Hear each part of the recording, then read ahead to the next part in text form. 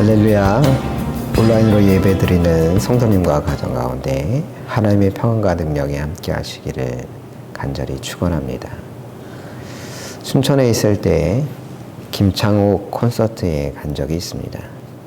콘서트라고 해서 악기를 연주하거나 그런 게 아니라 순전히 2시간 가까이 김창옥 씨 1인 토크쇼로 진행되는 거였는데 1인당 7, 8만 원 정도 할 정도로 비쌌지만 근데 그 2시간 내내 얼마나 재밌게 말하는지 표값이 하나도 아깝게 느끼지 않았었습니다. 그 콘서트에서 김창옥은 자신이 지금까지 수천 번의 강연을 했다고 하면서 그러기 때문에 웬만하면 강연 시작하고 10분만 지나도 다 배꼽 잡고 웃고 난리가 나는데 딱 2 부류는 안 그렇다고 하더군요. 그 첫 번째 부류는 남중학생이라고 했습니다. 남자 중학생들을 모아놓고 어떻게든 분위기를 띄우려고 하다 보면 기껏 하는 반응이 웃기려고 애쓰네, 나이 먹고 고생한다, 뭐 이런 정도의 반응을 한다는 겁니다. 중학생들이야 질풍노도의 시기를 걷고 있어서 그런 것이겠죠. 그런데 강연하기 어려운 2번째 부류가 있는데 꽤 의외입니다. 그들은 5급 이상의 고위 공무원들이라고 하더군요. 고위 공무원들을 모아놓고 일단 그분들 가운데 공통적인 특징이 바로 드러난다고 합니다. 그게 뭐냐? 바로 얼굴 표정이 너무 똑같다는 겁니다. 찡그리듯 미간에 힘을 주고 입꼬리 양쪽이 축 늘어져 있고 대부분 팔짱을 낀 채로 마치 나는 절대 반응하지 않겠다, 나는 절대로 웃지 않을 거야, 이런 각오로 그 자리에 앉아 있다는 거죠. 그런데 왜 고위 공무원들이 공통적으로 그런 모습과 표정을 하고 있느냐? 평생 자기 방어에 단련되어 있기 때문입니다. 난 절대 약하지 않아, 나는 절대 타인에게 틈을 보이지 않아, 이런 마인드로 몇십 년을 살다 보니 어느새 그런 표정과 제스처가 몸에 밴 겁니다. 사실 우리 사회는 자신의 감정을 드러내는 걸 터부시하곤 합니다. 특히 남자들에게 더 그러합니다. 남자는 평생 몇 번 울어야 한다고요? 3번. 언제 3번입니까? 태어났을 때, 부모님이 돌아가셨을 때, 끝으로 나라가 망했을 때, 이렇게 딱 3번만 울어야 한다는 겁니다. 말도 안 되죠. 어떻게 살아가면서 3번밖에 안 웁니까? 저는 잘 울까요? 안 울까요? 잘 웁니다. 요새 드라마 볼 때마다 얼마나 자주 우는지 모르겠습니다. 남성 호르몬이 적어져서 그런지 애들 앞에서 드라마 보면서 안 운 척 몰래 우느라 난처한 적이 한두 번이 아닙니다. 우리나라 평균 수명이 남자의 경우 79세, 여자의 경우 85세입니다. 여자가 남자보다 평균 6년은 더 산다는 것이죠. 왜 그럴까요? 전쟁이 있는 것도 아닌데 왜 여자가 남자보다 평균 6년이나 더 살까요? 여러 이유가 있겠지만 심리학자들은 남자들이 잘 울지 않기 때문에 그렇다고 진단합니다. 자신의 감정을 드러내지 못하고 살다 보니 그 감정이 쌓이고 쌓여 여자들보다 덜 살게 된다는 것이죠. 여러분은 어떤 얼굴로 살아가고 있습니까? 오늘 본문 속에는 우리는 어떤 얼굴로 살아가야 하는지 알려주고 있습니다. 먼저 본문 28절 말씀 함께 읽도록 하겠습니다. 이 말씀을 하신 후 8일쯤 되어 예수께서 베드로와 요한과 야고보를 데리고 기도하시러 산에 올라가사 여기서 이 말씀을 하신 후라고 했는데 이 말씀은 어떤 말씀이냐? 예수님의 십자가 사역에 관한 말씀입니다. 예수님께서는 제자들에게 자신이 곧 십자가를 지게 될 것이며 3일 만에 부활하게 될 것이라는 말씀을 전하였습니다. 그런 중요한 말씀을 하신 후 예수님은 기도하기 위하여 어디에 올라가셨다고요? 산에 오르셨다라고 했습니다. 여기서 언급되는 산은 다볼산입니다. 다볼산은 해발 588m 정도 되는 야트막한 산입니다. 오늘 본문은 이 야트막한 다볼산에서 벌어진 사건인데 이곳에서 무슨 일이 일어났느냐? 29절 함께 읽도록 하겠습니다. 기도하실 때에 용모가 변화되고 그 옷이 휘어져 광채가 나더라. 예수님에게 어떤 변화가 있었다고요? 용모가 변화되고 그 옷에서 광채가 났다고 했습니다. 용모가 변화되고 그 옷에 광채가 났다는 것은 무슨 의미이겠습니까? 이 사건의 의미는 구약의 한 사건을 떠올려 보면 쉽게 이해될 수 있습니다. 시내산에서 모세에게 벌어졌던 사건 말입니다. 출애굽기 34장 29절은 말합니다. 모세가 그 증거의 두 판을 모세의 손에 들고 시내산에서 내려오니 그 산에서 내려올 때에 모세는 자기가 여호와와 말하였으므로 말미암아 얼굴 피부에 광채가 나나 깨닫지 못하였더라. 모세의 얼굴에 뭐가 나타났다고요? 얼굴 피부에 광채가 났다고 했습니다. 왜 모세의 얼굴에 광채가 났을까요? 요새 유행한다는 물광이라도 했던 것일까요? 아니겠죠. 모세가 하나님을 만났기 때문입니다. 주님을 만나 깊은 은혜를 경험하다 보니 자연스럽게 그 얼굴에까지 광채가 났던 겁니다. 주님을 만난 자, 은혜를 받은 자의 결과가 뭐냐? 광채라는 겁니다. 하지만 광채라는 것이 갑자기 얼굴 앞에 형광등이 켜졌다는 말은 아닐 겁니다. 얼굴에 광채가 났다는 것은 그 얼굴이 환해졌다는 것이죠. 찬양이 언제나 넘치면 이라고 하는 찬양이 있는데 가사가 이렇습니다. 찬양이 언제나 넘치면 은혜로 얼굴이 환해요. 성령의 충만한 모습을 서로가 느껴요. 할렐루 할렐루 손뼉 치면서 할렐루 할렐루 소리 외치며 할렐루 할렐루 두 손을 들고 주님을 찬양해요. 은혜 받은 증거가 뭐라고요? 얼굴이 환해졌다는 겁니다. 이게 왜 중요하냐? 은혜 받은 자라면 얼굴빛부터 다를 수밖에 없다는 겁니다. 왜냐하면 그 마음에 주님 주신 기쁨이 있기 때문이죠. 그렇습니다. 은혜 받았다고 하면서 얼굴 표정이 어둡다면 그건 아직 참된 은혜를 경험한 게 아니라 할 수 있습니다. 제가 중고등학교 때 교회 다니면서 잘 이해가지 않는 일이 있었습니다. 그게 뭐였느냐? 그 시절 이따금 밤중에 친구들과 기도하러 교회를 가곤 했습니다. 당시 교회가 잠실 2단지 상가 2층에 있었고 밤중에 가면 늘 교회 문이 잠겨 있곤 했습니다. 하지만 밖에서 잘 들어보면 기도 소리가 들리곤 했습니다. 늘 그 밤중에 기도하는 권사님들이 계셨던 겁니다. 그래서 조심스레 문을 톡톡 두드리면 한 권사님이 나와 문을 열어주곤 했는데 이해가 안 됐던 건 뭐냐? 매번 얼마나 무서운 얼굴로 열어주는지 그 권사님 얼굴을 볼 때마다 깜짝깜짝 놀라곤 했습니다. 학생들이 밤중에 그것도 기도하기 위하여 교회에 왔으면 애들아 기도하러 왔니? 기특하구나. 이런 이야기까지는 아니더라도 좀 반가운 얼굴로 맞아주면 얼마나 좋겠습니까? 그런데 문 열어주시는 권사님들마다 말은 안 했지만 니들이 내 기도를 방해해? 빨리 기도를 끝내고 어서 돌아가. 어서 이런 얼굴들이었던 겁니다. 그런 무서운 얼굴을 보며 이해가 잘 안 갔습니다.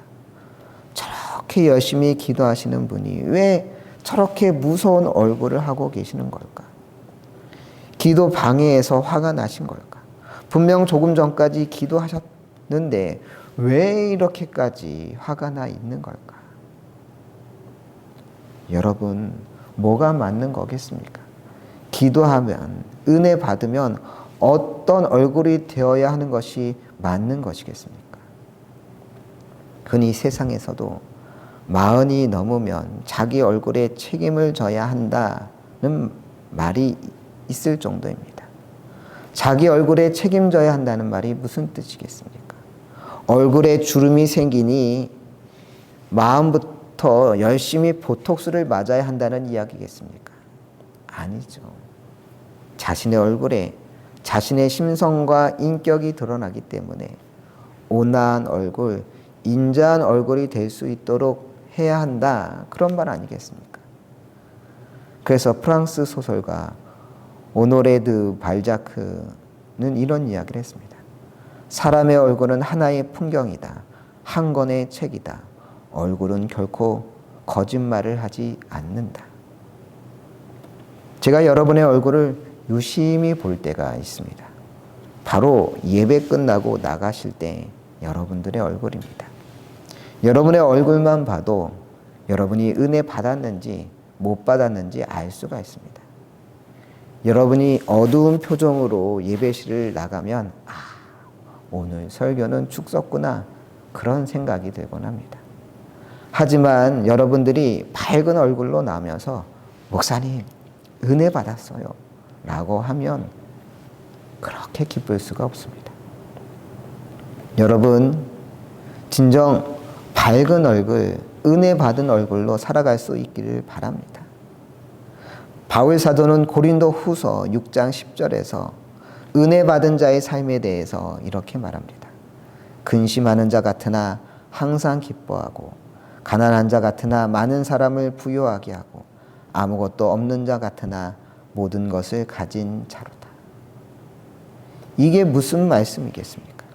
은혜 받은 자의 삶은 비록 그 현실에 근심할 일이 많지만 항상 기뻐하며 물질이 넉넉하지 않지만 많은 사람을 부유하게 하는 삶을 살며 언뜻 보기에 아무것도 없는 것 같아도 사실 아무런 부족함을 느끼지 않고 오히려 풍성함을 누린다는 것 아니겠습니까?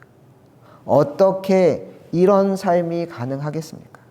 오직 은혜 안에 거할 때 가능한 일인 줄로 믿습니다. 언젠가 한 권사님 댁을 신방했을 때 일입니다. 그 권사님이 어려운 형편을 이야기하며 눈물을 흘리시더라고요. 그런데 말씀을 전하고 그 가정을 위해 기도하고 이제 다과를 나누려고 하는데도 또 눈물을 흘리는 겁니다. 그래서 권사님 왜 우세요? 신방 받는데 좋은 날이잖아요. 그러니 이제 그만 우세요 라고 했습니다. 그랬더니 그 권사님 목사님 좋아서 그런 거예요. 너무 좋아서 눈물이 나요. 그렇습니다. 이게 바로 은혜 받은 삶의 모습입니다. 비록 우리의 삶의 환경은 여전히 고달프고 여전히 괴롭고 여전히 마음 아프지만 다른 게 아니라 주님께 받은 은혜로 기뻐하는 것입니다. 눈에서는 눈물이 나오는데 입으로는 자꾸 웃는 겁니다. 세상 사람들이 보면 미쳤다고 할지도 모르죠.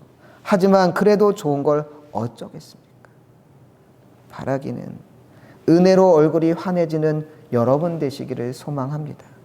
비록 우리의 처지는 여전히 속상하고 여전히 근심되지만 그래도 은혜 받은 자로서 근심하는 자 같으나 항상 기뻐하고 가난한 자 같으나 많은 사람을 부유하게 하고 아무것도 없는 자 같으나 모든 것을 가진 자로 살아갈 수 있는 여러분들 되시기를 간절히 축원합니다.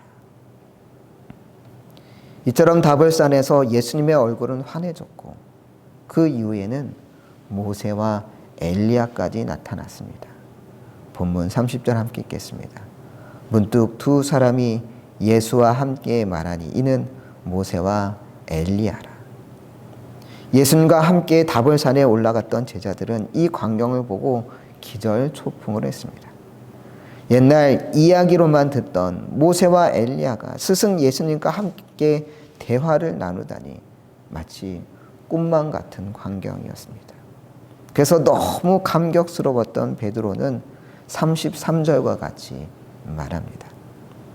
두 사람이 떠날 때에 베드로가 예수께 여짜오되 주여 우리가 여기 있는 것이 좋사오니 우리가 초막 셋을 짓되 하나는 주를 위하여 하나는 모세를 위하여 하나는 엘리야를 위하여 하사이다 하되 자기가 하는 말을 자기도 알지 못하더라. 거기다 뭘 짓자고요? 초막 셋을 짓자고 하는 겁니다. 왜 초막을 짓자는 거겠습니까? 베드로가 이야기하지 않습니까? 주여 우리가 여기 있는 것이 좋사오니. 은혜 받은 베드로는 그곳 다볼산이 너무너무 좋았던 겁니다.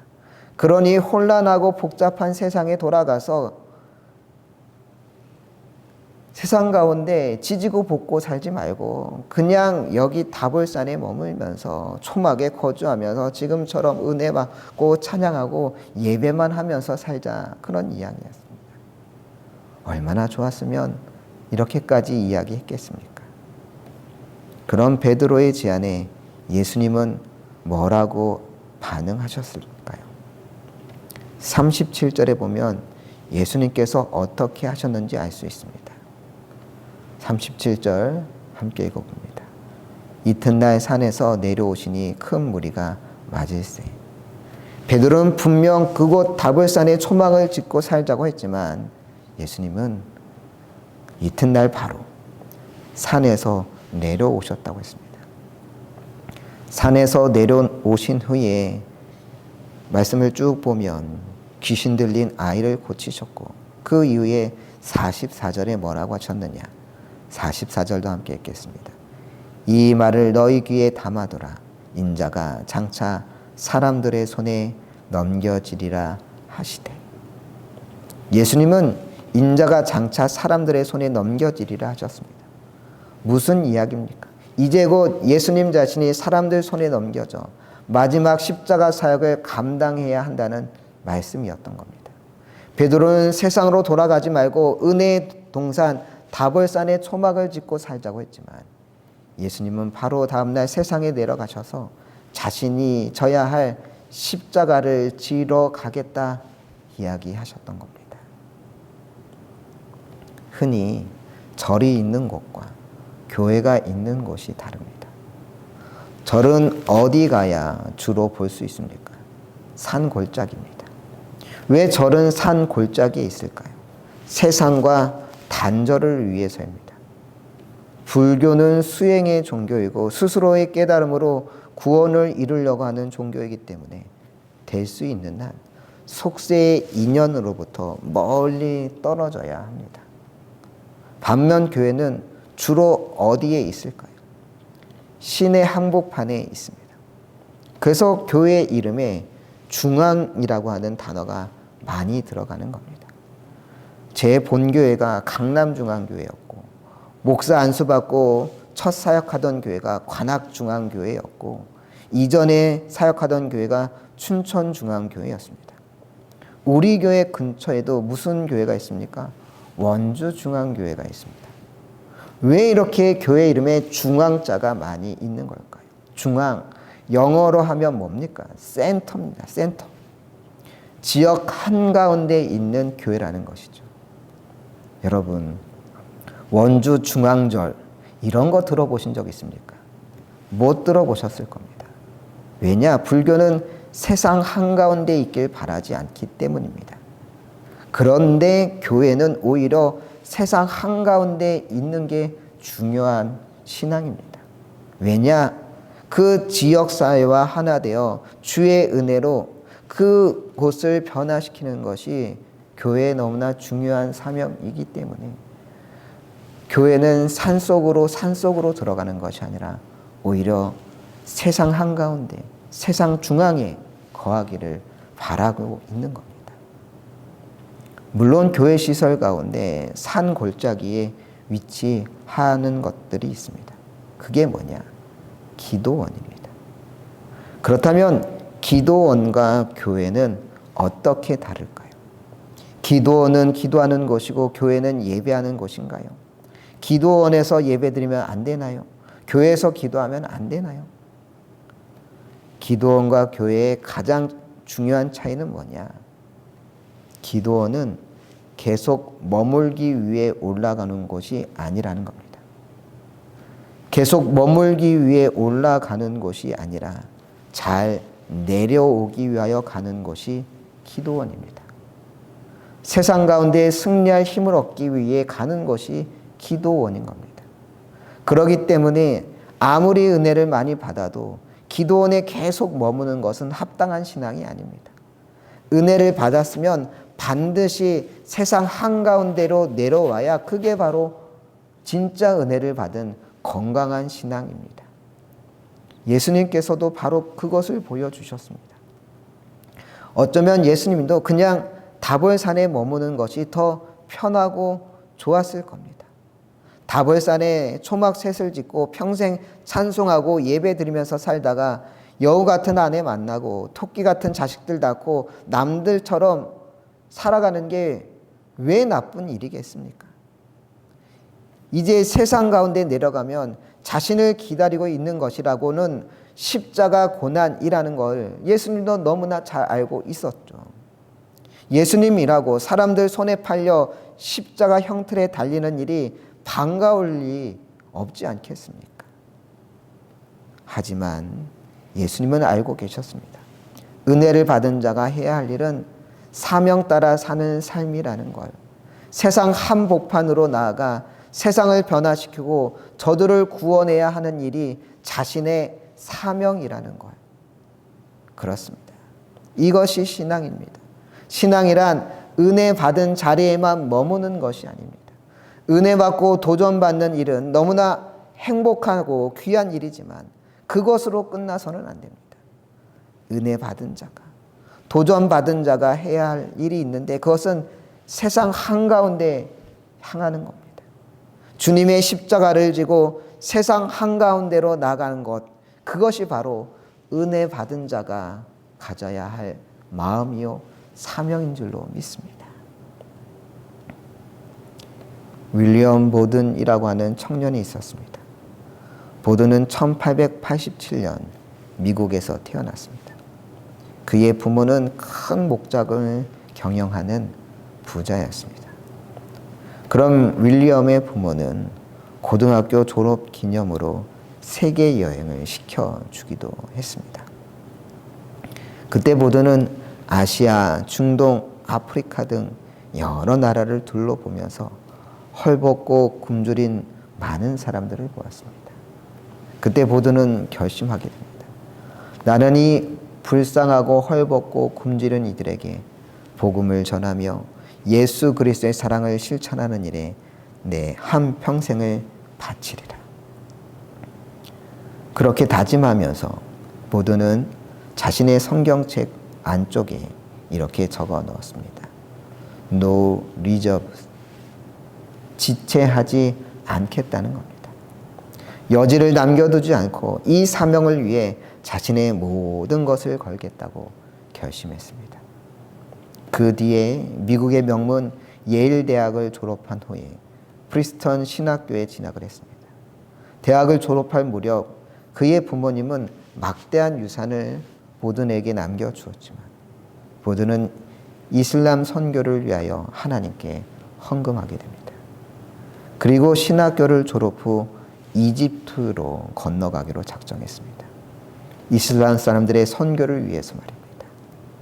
친지와 친구들, 가족들 모두 그를 말렸습니다. 왜 사서 고생을 하느냐? 그 많은 돈으로 더 훌륭한 일들을 얼마든지 할 수 있을 텐데 왜 네가 굳이 이집트로 가려고 하느냐?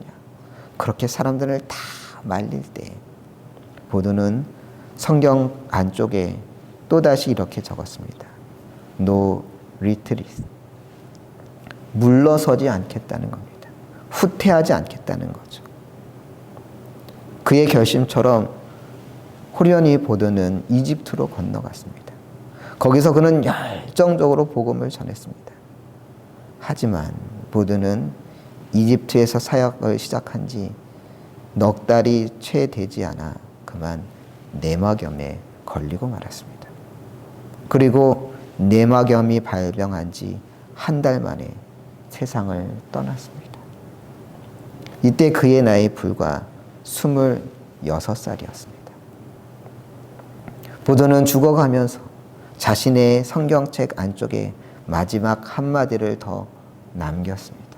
No regret. 후회하지 않는다는 뜻입니다. 짧은 인생을 살았지만 자신의 삶에 결코 후회가 없었다라고 하는 믿음의 고백이었습니다. 이집트 카이로의 그의 무덤의 비문에는 이렇게 적혀 있습니다. 윌리엄 보덴, 그리스도에 대한 믿음을 떠나서는 그의 삶을 설명할 길이 없다. 누가 보기에는 참 부질없는 인생일 수 있습니다. 26살에 이집트로 간 지 넉 달 만에 세상을 떠났다니 그게 과연 보람된 인생이겠습니까? 하지만 윌리엄 보덴은 No regret, 후회 없다 고백했습니다. 왜 그랬을까요? 얼마나 오래 살았느냐, 얼마나 대단한 일을 했느냐가 중요하지 않았기 때문입니다. 사명 따라 자신에게 허락하신 그 놀라운 은혜에 감격하여 사명을 갖고 나아갈 수 있었다는 것, 짧은 기간이지만 그곳에서 주의 복음 전하며 살아갈 수 있었다는 것, 그것 하나만으로도 자신은 후회하지 않는다라고 고백할 수 있었던 겁니다. 여러분은 어떻습니까? 은혜 받았습니까? 은혜 받은 자 이제 세상으로 나아가야 합니다. 은혜 받는 일은 신앙생활에 있어 가장 중요한 원동력이지만 은혜 받았다고 그곳에 그저 주저앉아 있으려 해서는 안 됩니다. 여기가 좋사오니 여기에 초막셋을 짓고 삽시다. 이게 주님의 뜻이 아닙니다. 은혜 받았으면 세상으로 내려가야 합니다. 받은 은혜를 통하여 세상을 변화시켜야 합니다. 윌리엄 보든처럼 주저하지 않고 물러서지 않고 후회함 없이 나아가야 합니다. 왜냐하면 우리의 사명의 자리가 바로 세상에 있기 때문입니다. 매일 살아가는 가정이 바로 우리의 사명의 자리고 매일 부딪히는 직장과 일터가 우리의 사명의 자리인 것입니다. 그곳에서 바로 우리가 은혜 받은 자로 살아가야 할 줄로 믿습니다. 진정 받은 은혜로 세상을 변화시키는 여러분들 되시길 간절히 축원합니다.